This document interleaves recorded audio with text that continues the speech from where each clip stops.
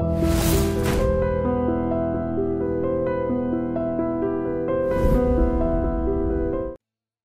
never wanted to become an air hostess? I thought of it, but I was very small. I think I was about 14, 15. And then I saw my mom with her books. And there are these routine, exams that you need to giving, because there are flights and flights that come and you need to study that. Yeah. I saw her with that and I was like, that's it, I'm not doing that. So yeah, I can't. It looks easy again. See, there again, it's a glam job at the end of the day. Yeah. You have to be all like with your nails and your makeup and all that, maintain yourself. But there is a lot of science to what you do in that aircraft and how many lives you have, and you're responsible for. It's a lot. I mean, I can take care of that, but the studying part was not something. I said, no, I don't want to study anymore. You were okay with the travel part of it? Yeah, of course. In fact, that's one of the most, even hostesses today, their most go-to answer would be, we get to travel. And we get to travel to places at the cost of, the company. We see so many different cultures, lives, we can shop, we know where. Like my mom today can tell you where she can get the most brandest of outfits for the cheapest, That's how much she's traveled. She started traveling at 19, so it's like easy, like a 28, 30 year experience she's had. So, and traveling really, really changes you as a person. There's so much you learn, there's so many people you meet, some are hard to tolerate, some are not. These things, if you're open to, if you're not just closing your eyes and blinding yourself and doing your job and coming back, if you're actually breathing into where you are, there's a lot you take back. And I think a lot of who I've turned out to be, or my brothers turned out to be, is because of who mom is and how, or dad was, what are the things they've got back and translated to us. So yeah, just for the traveling and the shopping at the age of 14, I wanted to be a hostess. But you must have gotten a lot of gifts from different countries. Oh yeah. Mom, that way, she would keep coming in with something or the other.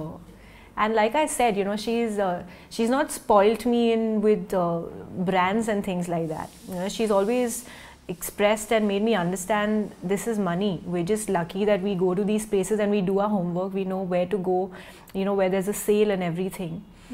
So I've grown up valuing that a lot more, So even if today, if I have the money, I may not want to walk into a branded store. I might feel like I can get this at a high street and save that money for something more, maybe invest in a property, something more, sensible. Yeah. So apart from these 4 characters in this movie, are there more important characters? I know I've worked with Srinivas. There's of course there's Jaya Prakash, who's playing the teacher, or the guy who I don't know. He's not a scientist for sure, but he's somebody who is also aware, who studied parallel lives. So he's a very important character because he narrates. He's the medium between these two couples until, of course, Sirish and Srinivas meet through the film. That again is I think every character is important, but the pioneers and the storytelling is mainly on these 5 people, I think. Yeah. And he also says that, it's just not a theory, it's science. Yeah. So do you believe that it's science? Yeah, like I said, I think it's already proven that, this concept is real.